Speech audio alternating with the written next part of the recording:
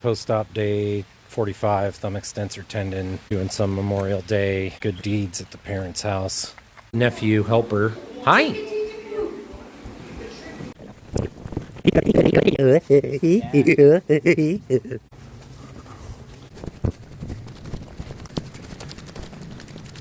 Rainy.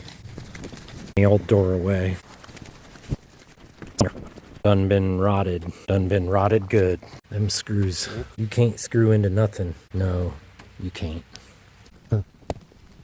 I can't do it right-handed.